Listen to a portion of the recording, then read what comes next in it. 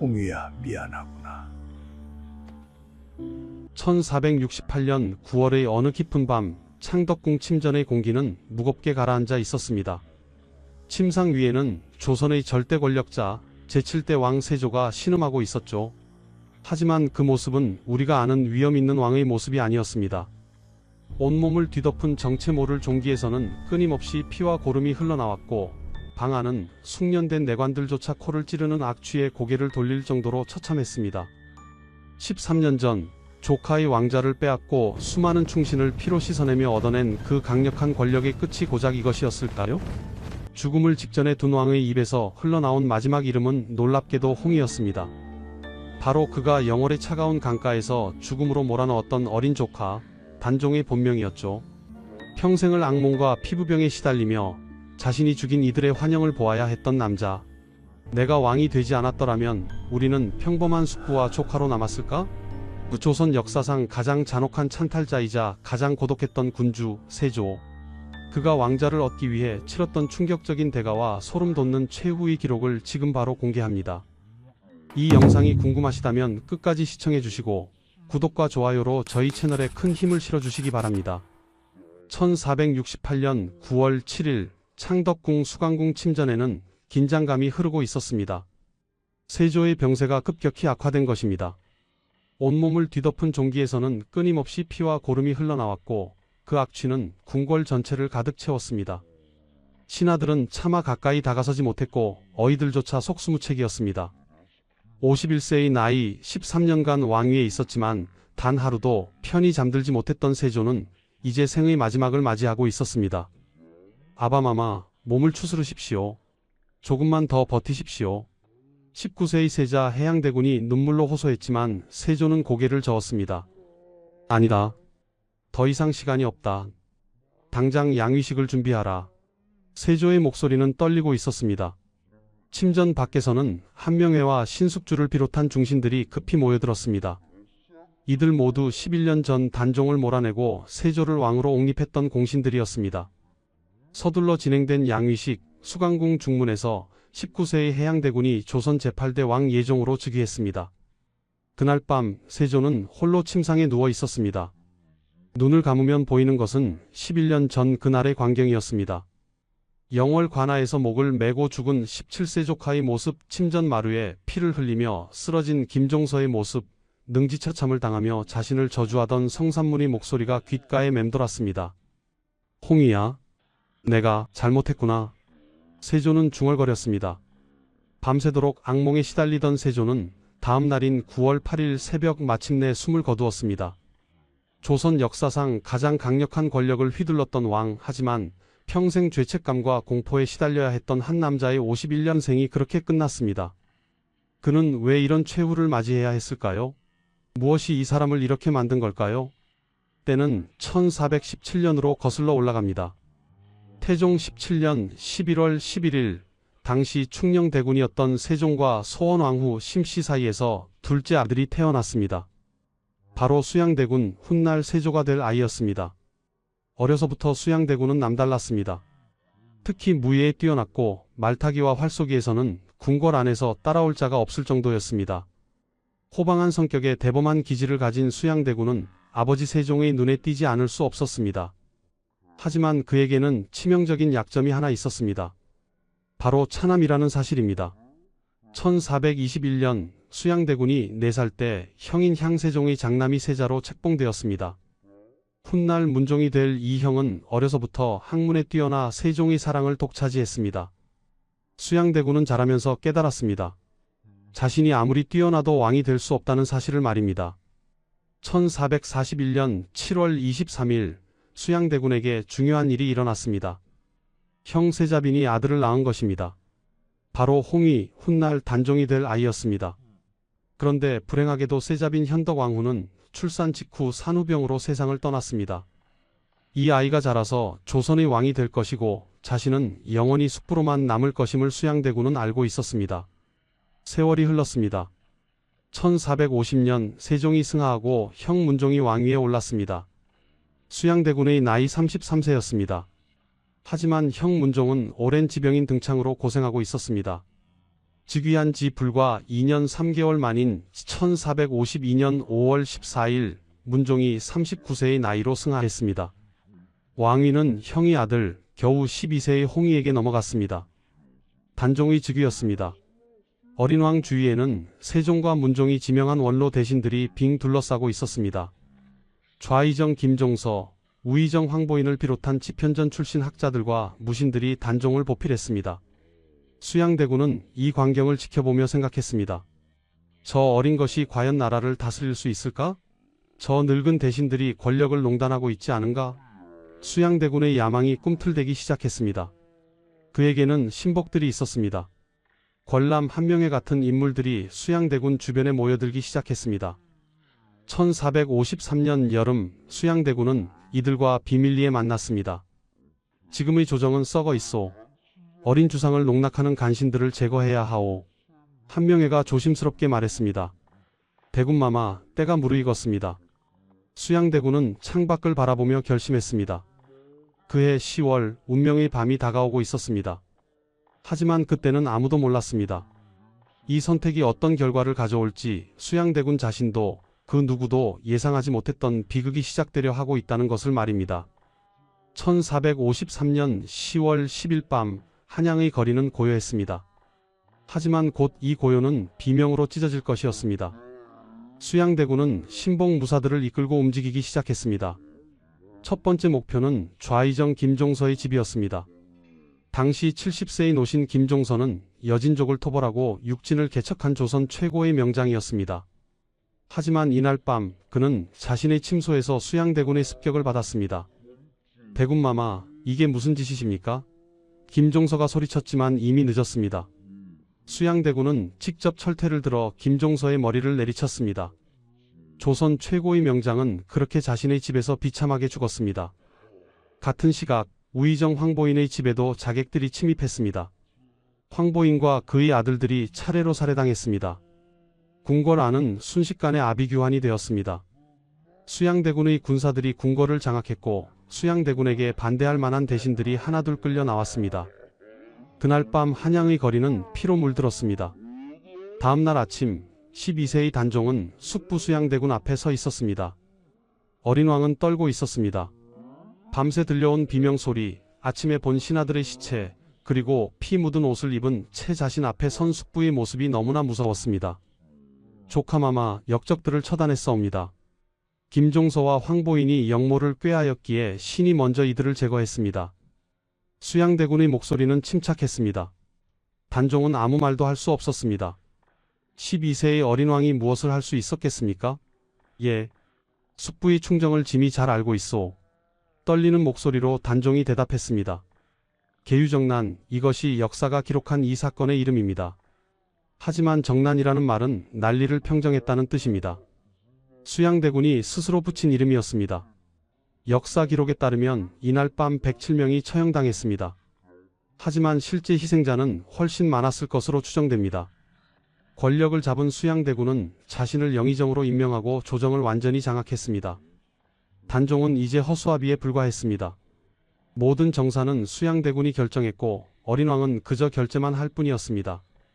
하지만 수양대군에게 반대하는 세력이 아직 남아 있었습니다. 바로 자신의 동생들이었습니다. 셋째 동생 안평대군은 학문과 예술에 뛰어난 인물로 많은 신하들의 존경을 받고 있었습니다. 수양대군은 안평대군이 자신의 권력에 위협이 된다고 판단했습니다. 1453년 10월 18일 계유정난이 일어난 지 불과 8일 만에 안평대군은 역모죄로 몰려 사사되었습니다. 형님, 저는 결코 역모를 꾀하지 않았습니다. 안평대군이 울부짖었지만 소용없었습니다. 세종의 셋째 아들, 조선 최고의 명필이자 예술가였던 안평대군은 37세의 나이로 강제로 사약을 받고 죽었습니다. 수양대군은 이제 조선의 실질적인 지배자가 되었습니다. 단종은 왕의 자리에 있었지만 아무런 권한이 없었습니다. 하지만 수양대군의 야망은 여기서 멈추지 않았습니다. 그는 더 큰 것을 원했습니다. 바로 왕위 그 자체였습니다. 1455년 윤유월 수양대군은 마침내 결정적인 조치를 취했습니다. 단종의 넷째 숙부인 금성대군과 단종을 어릴 때부터 돌봐온 혜빈 양씨가 역모를 꾀했다는 명목으로 이들을 유배 보낼 것을 요구했습니다. 조정 대신들은 일제히 이에 찬성했습니다. 모두 수양대군의 신복들이었기 때문입니다. 15세의 단종은 궁지에 몰렸습니다. 자신을 지켜줄 사람은 아무도 없었습니다. 대신들은 모두 숙부 편이었고 어머니는 이미 오래전에 돌아가셨으며 할아버지 세종도 아버지 문종도 모두 세상을 떠났습니다. 조카마마, 이제 짐을 내려놓으시는 것이 어떻겠습니까? 수양대군의 목소리에는 협박이 섞여 있었습니다. 단종의 눈에서 눈물이 흘러내렸습니다. 하지만 15세의 어린 왕이 무엇을 할 수 있었겠습니까? 숙부께서 왕위를 이어주시기 바랍니다. 떨리는 목소리로 단종이 말했습니다. 1455년 윤유월 11일 근정전에서 양위식이 거행되었습니다. 15세의 단종은 상왕이 되었고 38세의 수양대군이 조선 제7대 왕 세조로 즉위했습니다. 단종은 수강궁으로 옮겨졌습니다. 상왕이라는 이름은 좋게 들리지만 실제로는 유폐나 다름없었습니다. 자유롭게 밖을 나갈 수도 없었고 신하들을 만날 수도 없었습니다. 그날 밤 세조는 왕의 침전에 홀로 앉아 있었습니다. 마침내 손에 넣은 왕위, 평생을 꿈꿔왔던 이 자리에 드디어 앉게 되었습니다. 마침내 내가 왕이 되었다. 세조는 중얼거렸습니다. 하지만 이상하게도 기쁘지 않았습니다. 가슴 한편이 무겁고 답답했습니다. 그날 밤 세조는 처음으로 악몽을 꾸었습니다. 꿈속에서 형수 현덕왕후가 나타나 그를 저주했습니다.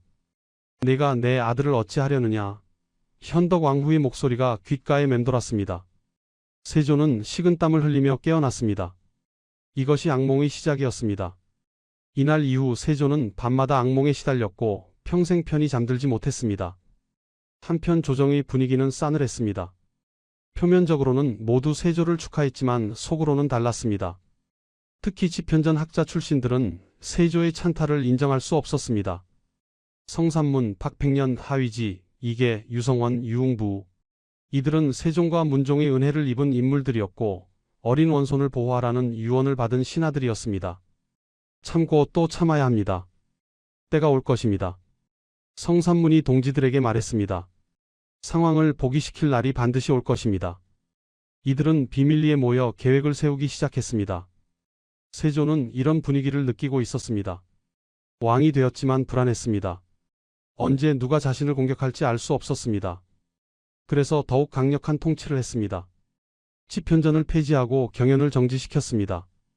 반대할 만한 세력을 미리 제거하려 한 것입니다. 하지만 세조가 아무리 조심해도 막을 수 없는 일이 일어나려 하고 있었습니다. 충신들의 마지막 저항이 시작되려 하고 있었습니다. 1456년 6월 세조 즉위 1년이 지났습니다. 표면적으로는 모든 것이 평온해 보였습니다. 하지만 수면 아래에서는 거대한 폭풍이 준비되고 있었습니다. 성삼문, 박팽년, 이계, 하위지, 유성원, 유흥부 이들은 모두 집현전 학사 출신의 뛰어난 인재들이었습니다. 세종 시절부터 나라를 위해 헌신했고 문종으로부터 어린 원손을 보호하라는 유언을 받은 충신들이었습니다. 참고 또 참았습니다. 1년을, 2년을. 성삼문의 목소리는 떨리고 있었습니다. 매일 아침 어전에 나아가 절을 올려야 했습니다. 그 얼굴을 보며 신하라 불러야 했습니다. 하지만 우리는 알고 있습니다. 저분은 진정한 왕이 아니라는 것을. 이들은 비밀리에 만나 계획을 세웠습니다. 1456년 6월 명나라 사신 윤봉 등이 조선에 왔습니다. 세조는 이들을 환영하기 위해 창덕궁에서 연회를 베풀기로 했습니다. 상왕 단종도 이 자리에 참석할 예정이었습니다. 성삼문은 이 기회를 놓치지 않기로 했습니다. 그의 아버지 성승과 유흥부가 벼룬검왕을 호위하는 무사으로 배치되었기 때문입니다. 계획은 간단했습니다. 연회 도중 벼룬검들이 세조와 그의 두 아들의 경세자 해양대군을 제거하고 단종을 복위시키는 것이었습니다. 6월 1일 그날이 바로 우리가 충절을 증명할 날입니다. 박팽년이 말했습니다. 나라를 바로 세우고 진정한 왕을 복위시킬 것입니다. 하지만 이들 중 한 명이 계획을 배신했습니다. 김질이었습니다. 그는 장인 정창손에게 이 계획을 말했고 정창손은 급히 세조에게 고변했습니다. 1456년 6월 1일 밤 연회가 시작되기 직전 세조는 모든 것을 알게 되었습니다. 감히 과인을 해하려 했단 말이냐. 세조는 분노로 떨었습니다. 곧바로 성삼문을 비롯한 관련자들이 체포되었습니다. 국문이 시작되었습니다. 세조는 직접 성산문을 신문했습니다. 그대가 나에게 이미 신이라 칭했는데 지금 와서 비록 그렇게 부르지 않는다 한들 무슨 소용이 있느냐? 세조가 물었습니다. 나는 상황의 신하이지 나으리의 신하가 아닙니다. 충청감사로 있을 때 한 번도 신자를 쓴 적이 없습니다. 성산문이 당당히 대답했습니다. 세조는 성산문이 충청감사 시절 올린 장계를 모두 확인했습니다. 놀랍게도 모든 문서에 신 대신 클거자가 쓰여 있었습니다. 성산문은 세조를 왕으로 인정하지 않았던 것입니다. 박팽년도 마찬가지였습니다. 진사, 박팽년은 세조를 상감이 아니라 진사라고 불렀습니다. 왕이 아니라 그저 벼슬 아치라는 뜻이었습니다. 세조는 이들을 회유하려 했습니다. 여러 번 사람을 보내 살려주겠다고 약속했습니다. 하지만 이들은 끝까지 거부했습니다. 죽음은 두렵지 않습니다. 신은 다만 충절을 지킬 뿐입니다. 하위지의 어린 아들이 형장으로 끌려가면서 어머니에게 한 말입니다. 아버님이 이미 살해되셨으니 제가 홀로 살 수는 없습니다. 1456년 6월 능지처참이 시작되었습니다.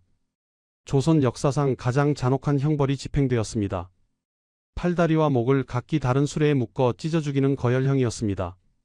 성산문, 박팽년, 이계, 하위지, 유성원, 유흥부를 비롯해 무려 54명이 능지처참을 당했습니다. 심지어 박팽년과 유성원은 형 집행 전에 자결했는데도 시체를 끌어내 거열형을 집행하는 잔혹함까지 보였습니다. 그들의 가족들도 참혹한 운명을 맞았습니다. 아버지, 아들, 형제, 조카들까지 모두 처형당했습니다. 단 하위지의 어린 조카들만은 나이가 어리다는 이유로 변방 유배로 끝났습니다. 사육신 사건과 관련해 70여 명이 처형되었고 그 가족들까지 합하면 희생자는 수백 명에 달했습니다. 한양의 거리는 다시 한번 피로 물들었습니다. 세조는 이들을 제거하며 안도했습니다. 이제 나를 반대할 자는 없다. 하지만 그날 밤부터 세조의 악몽은 더욱 심해졌습니다. 꿈속에서 거열형을 당하던 충신들이 나타나 그를 저주했습니다. 세조는 밤마다 비명을 지르며 잠에서 깼습니다. 그리고 세조는 결정을 내렸습니다. 이제 상황 단종도 제거해야 한다고 말입니다. 1457년 6월 세조는 중대한 결정을 내렸습니다. 사육신 사건에 상황 단종도 연루되었다는 명목으로 단종을 더 이상 상황으로 두지 않기로 한 것입니다. 6월 21일 단종은 노상군으로 강등되었습니다. 왕에서 상황으로, 상황에서 이제 군으로 격화된 것입니다. 그리고 강원도 영월로 유배 보내졌습니다. 17세의 단종은 영월로 가는 길에 눈물을 흘렸습니다. 12세의 왕이 되어 3년, 15세의 상황이 되어 2년, 이제 17세의 모든 것을 잃고 유배를 가는 신세가 된 것입니다. 영월 청령포 3면이 물로 둘러싸인 이곳에서 단종은 유폐 생활을 시작했습니다. 매일 관풍원에 올라 한양을 바라보며 시를 지었습니다. 언제쯤 돌아갈 수 있을까? 하지만 단종에게 남은 시간은 얼마 없었습니다. 1457년 9월 경상도 순흥에 유배되어 있던 금성대군 세조의 넷째 동생이 다시 복위거사를 계획했다가 발각되었습니다. 순흥부사 이보험과 함께 지역민들을 설득해 군사를 일으키려 했지만 안동 관노의 고변으로 사전에 발각된 것입니다. 금성대군은 사사되었고 이보험은 교수형에 처해졌습니다. 그리고 10월 21일 영월에 있던 단종에게 소식이 전해졌습니다. 숙부님이 돌아가셨다고? 단종은 충격에 빠졌습니다. 자신을 위해 거사를 일으킨 숙부, 그마저 이제 세상을 떠났습니다. 이제 단종을 지켜줄 사람은 아무도 없었습니다. 그날 금부도사 왕방연이 영월로 출발했습니다. 그의 손에는 사약이 들려 있었습니다. 왕방연이 영월 관하에 도착했을 때는 이미 해가 저물고 있었습니다. 단종은 왕방연이 온 이유를 알고 있었습니다. 왕방연, 그대가 나를 죽이러 왔구나. 단종의 목소리는 담담했습니다. 왕방연은 단종 앞에 무릎을 꿇었습니다. 눈물이 흘러내렸습니다. 신이 어찌 전하를... 왕방연은 차마 말을 잇지 못하고 엎드려 울기만 했습니다. 단종은 왕방연이 내민 사약을 물리쳤습니다. 사약은 거두어라. 나는 받지 않겠다. 세조실록에는 단종이 목을 메어 스스로 죽었다고 기록되어 있습니다. 하지만 야사에는 단종을 모시던 관리가 공을 세우려고 단종을 교살했다고 전해집니다. 진실이 무엇이든 1457년 10월 21일 17세의 단종은 영월에서 생을 마감했습니다. 12세의 왕위에 올라 3년 상황으로 2년 노산군으로 4개월, 짧고도 비극적인 17년의 생이 그렇게 끝났습니다. 단종의 시신은 영월 동을지에 안매장되었습니다. 예를 갖춰 장사 지냈다는 실록의 기록과 달리 실제로는 제대로 된 장례도 치르지 못했던 것으로 보입니다. 200년 후 단종을 복위시킬 때 단종의 묘를 찾는데 어려움을 겪었다는 기록이 이를 증명합니다. 한양 궁궐에서 이 소식을 들은 세조는 안도의 한숨을 내쉬었습니다. 이제 나를 위협할 자는 없다. 하지만 그날 밤 세조는 또다시 악몽을 꾸었습니다.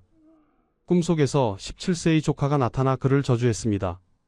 숙부님, 왜 저를 이렇게 만드셨습니까? 세조는 비명을 지르며 잠에서 깼습니다. 온몸이 식은땀으로 젖어 있었습니다. 이것이 시작이었습니다. 이날 이후 세조의 몸에 이상한 증상이 나타나기 시작했습니다. 단종이 죽은 지 불과 한 달도 지나지 않은 1457년 9월 2일 세조에게 청천벽력 같은 소식이 전해졌습니다. 아바마마 세자 저하께서 무슨 일이냐? 어서 말하라. 세자 저하께서 승하하셨습니다. 세조는 그 자리에 주저앉았습니다. 장남 의경세자 1438년생으로 이제 겨우 19세였던 아들이 갑자기 죽은 것입니다. 세조는 직접 의경세자의 침소로 달려갔습니다. 침상에 누워있는 아들의 얼굴은 창백했습니다. 의경세자는 평소에도 건강이 좋지 않았지만 이렇게 갑자기 죽을 줄은 아무도 몰랐습니다. 아들아, 내 아들아. 세조는 아들의 시신을 안고 통곡했습니다. 세조는 아들을 끔찍이 아꼈습니다. 아들이 병들었을 때는 직접 약을 챙겼고 자신의 사가로 옮겨 치료하기도 했습니다. 하지만 결국 아들을 살리지 못했습니다. 백성들 사이에서는 소문이 돌기 시작했습니다. 형수 현덕왕후의 저주다. 단종을 죽인 세조에게 현덕왕후가 저주를 내린 것이다. 전설에 의하면 세조가 꿈에서 형수 현덕왕후를 보았다고 합니다.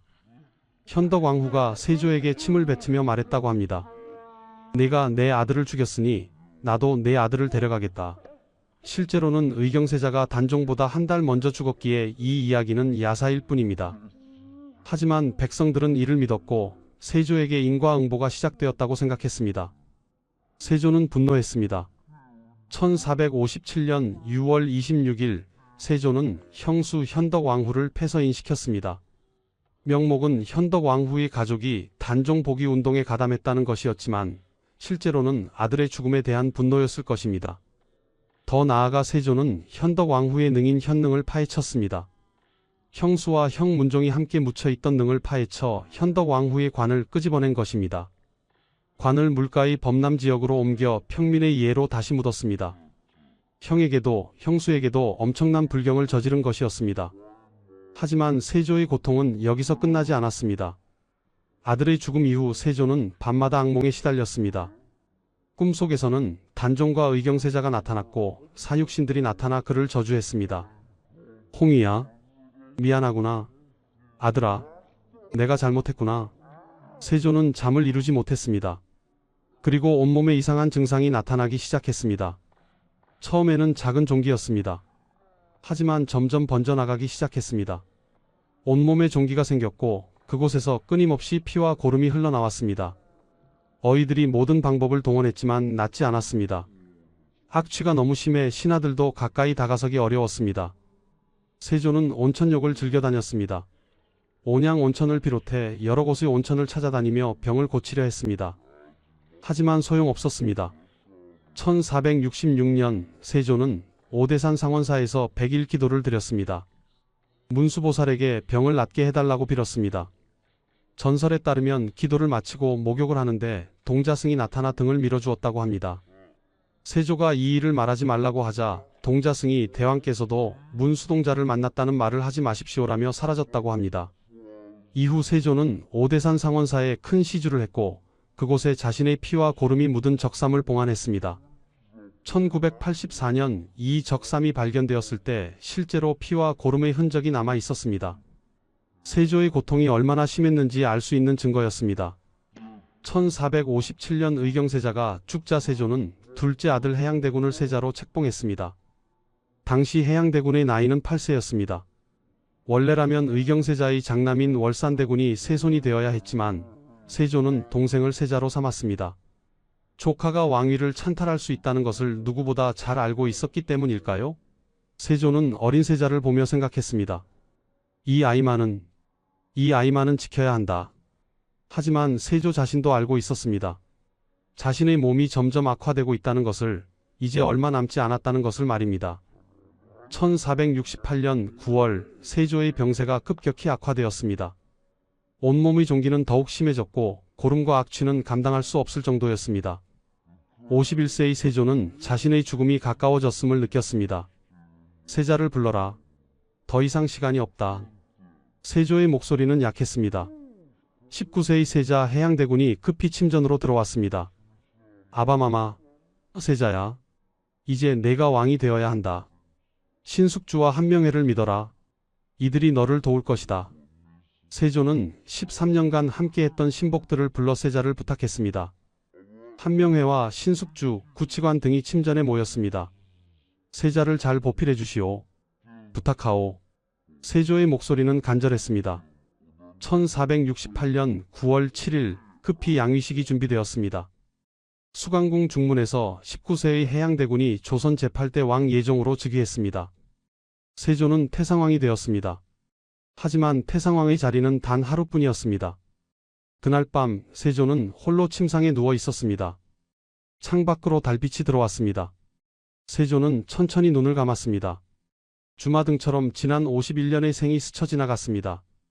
1417년 세종의 둘째 아들로 태어나 수양대군으로 불리던 시절, 왕이 될 수 없다는 사실에 분노하던 젊은 시절, 1453년 계유정난의 그 피비린내 나는 밤, 1455년 마침내 손에 넣은 왕위, 1456년 능지처참을 당하던 충신들의 모습, 1457년 영월에서 죽은 조카 단종, 같은 해 죽은 아들 의경세자, 그리고 13년간 시달린 악몽과 병. 내가 왕이 되지 말았어야 했는가? 세조는 중얼거렸습니다. 권력을 얻었지만 평화는 얻지 못했구나. 홍이야. 미안하구나. 삼촌이 잘못했다. 1468년 9월 8일 새벽 세조는 수강궁 정전에서 조용히 숨을 거두었습니다. 향년 51세, 제위 13년이었습니다. 세조의 장례는 국장으로 치러졌습니다. 능은 경기도 남양주 당시 양주 광능으로 정해졌습니다. 하지만 세조의 죽음으로 비극이 끝난 것은 아니었습니다. 19세에 즉위한 예종은 아버지 세조의 병간호를 하느라 자신의 몸을 돌보지 못했습니다. 즉위 후 얼마 지나지 않아 예종의 발에 종기가 생기기 시작했습니다.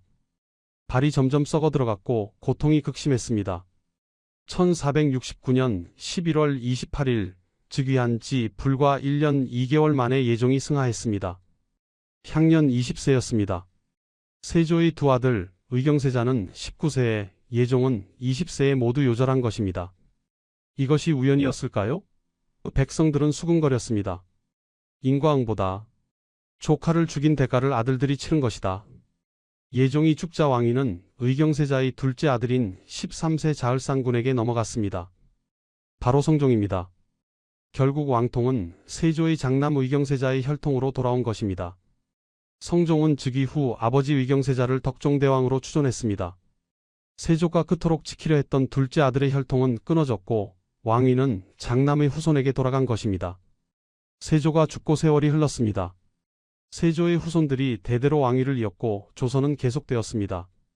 하지만 영월에 묻혀있던 단종의 이야기는 결코 잊히지 않았습니다. 영월 백성들은 단종이 묻힌 곳을 기억하고 있었습니다. 비록 공식적으로는 노산군의 묘라고 불렸지만 그들은 단종을 왕으로 생각했습니다. 1541년 단종이 죽은 지 84년이 지난 중종 36년의 일입니다. 영월 군수 박충원이 부임했습니다. 그는 오래전부터 전해 내려오는 이야기를 들었습니다. 영월 어딘가에 노산군의 묘가 있다는 것이었습니다. 박충원은 직접 백성들을 만나 물었습니다. 노산군의 묘가 어디 있어? 영월의 호장이었던 엄흥도의 후손들이 나타났습니다. 저희 선조 엄흥도께서 단종대왕의 시신을 수습하여 동을지산에 모셨습니다. 박충원은 그곳으로 가보았습니다. 허름한 무덤이 하나 있었습니다. 풀이 무성하게 자라 있었고 비석도 없었습니다. 84년 동안 아무도 돌보지 않은 무덤이었습니다. 박충원은 눈물을 흘렸습니다. 조선의 왕이었던 분이 이렇게. 그는 즉시 조정에 보고했고 중종의 허락을 받아 묘역을 정비했습니다. 비록 왕릉의 예는 갖추지 못했지만 적어도 제대로 된 무덤의 모습을 갖추게 되었습니다. 1580년 선조 13년에는 상석과 표석, 장명 등 망주석이 세워졌습니다. 조금씩 단종의 묘가 복원되어 가고 있었습니다. 하지만 여전히 단종은 공식적으로 노산군이었습니다. 왕이 아니라 군이었고 역적으로 기록되어 있었습니다. 세조의 후손들이 왕위를 이었기 때문에 단종의 복권은 쉽지 않았습니다. 세조를 부정하면 그 이후 모든 왕들의 정통성이 흔들리기 때문이었습니다. 시간은 계속 흘러 1681년 숙종 7년에 이르렀습니다. 단종이 죽은 지 224년이 지났습니다. 숙종은 세조의 10대 손이었습니다.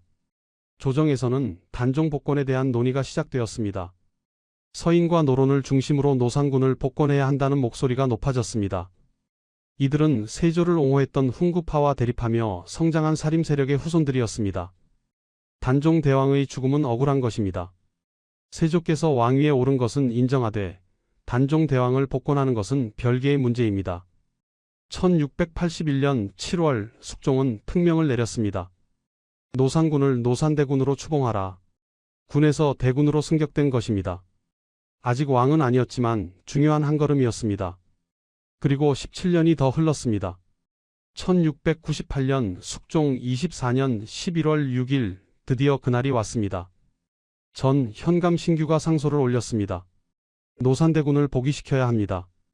단종 대왕의 죽음은 세조를 모시던 신하들의 강요 때문이었습니다. 단종 대왕을 복위시킨다고 해서 세조께 누가 되는 것은 아닙니다. 조정은 격론을 벌였습니다. 하지만 결국 숙종은 결단을 내렸습니다. 노산대군을 복위하고 묘호를 단종이라 하라. 그리고 능호를 장능이라 하라. 1698년 11월 6일 단종은 정식으로 조선의 왕으로 복권되었습니다. 죽은 지 241년 만의 일이었습니다. 예를 지키고 의를 잡는다는 뜻의 단종이라는 묘호를 받았습니다. 정식 시호는 단종공의 온문 순정 안장경 순도뇨 대왕이었습니다. 단종비 송씨에게도 정순왕후라는 시호가 내려졌습니다. 그리고 사육신도 복권되었습니다. 성삼문, 박팽년, 이계, 하위지, 유성원, 유웅부 이들에게 관직이 회복되었고 충신으로 기록되었습니다.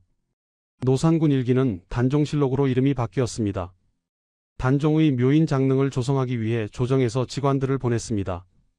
그런데 놀라운 일이 일어났습니다. 직관들이 묘를 살펴보니 이미 그 자리가 천하의 명당이었던 것입니다. 1457년 영월 호장 엄흥도가 급히 묻었던 그 자리가 이미 최고의 명당이었습니다. 이장할 필요가 없습니다. 이미 최고의 자리에 계십니다. 그래서 묘는 그대로 두고 능의 제도만 정비했습니다. 단종의 시신을 수습했던 엄흥도에게도 상이 내려졌습니다.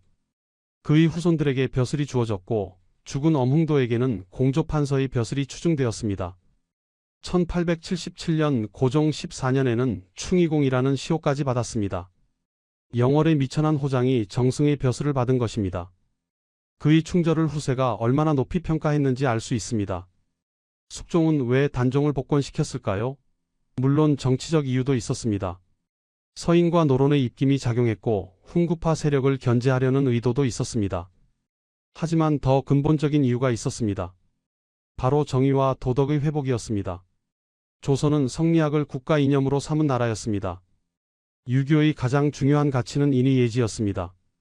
그런데 세조의 찬탈은 이 모든 가치를 부정하는 것이었습니다.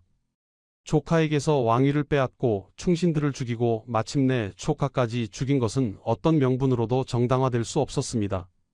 241년이 걸렸지만 결국 역사는 정의를 회복했습니다. 단종은 왕으로 복권되었고 충신들은 명예를 되찾았습니다. 그리고 세조는 비록 왕으로 인정받았지만 역사는 그를 찬탈자로 기록했습니다. 지금도 영월에 가면 장릉이 있습니다. 매년 단종제가 열리고 수많은 사람들이 찾아와 단종을 추모합니다. 청령포에는 단종이 유배 생활을 했던 흔적이 남아있고 관풍원에는 단종이 지었던 시가 새겨져 있습니다. 사육신의 묘도 각지에 남아있고 그들을 기리는 사당이 세워져 있습니다. 그들의 후손들은 지금도 그 충절을 자랑스럽게 여깁니다. 반면 세조의 광릉은 조용합니다. 왕릉으로서의 격식은 갖추고 있지만 사람들의 발길은 많지 않습니다. 그리고 사람들은 세조를 이야기할 때 항상 단종을 죽인 왕이라고 말합니다. 권력을 얻었지만 명예를 잃었고 왕위를 차지했지만 역사의 심판을 피할 수 없었습니다. 241년이 걸렸지만 정의는 결국 승리했습니다. 역사는 승자의 기록이 아니라 진실의 기록이라는 것을 증명했습니다. 여러분은 어떻게 생각하십니까? 권력이 영원할 수 있을까요? 모든 선택에는 대가가 따릅니다. 세조는 왕자를 얻었지만 그 대가로 평생의 고통과 두 아들의 요절, 그리고 역사의 부정적 평가를 받아야 했습니다. 단종은 17세의 짧은 생을 살았지만 241년 후 정의를 되찾았고 500년이 지난 지금까지도 사람들의 추모를 받고 있습니다. 역사는 결국 진실을 기록합니다. 그리고 정의는 비록 늦더라도 반드시 실현됩니다. 이것이 단종과 세조의 이야기가 우리에게 남긴 교훈입니다. 지금까지 왕이 되려고 조카를 죽인 세조, 왕자를 얻고 평생을 후회한 세조의 이야기였습니다. 영상이 도움이 되셨다면 구독과 좋아요 부탁드립니다. 다음에 또 만나요.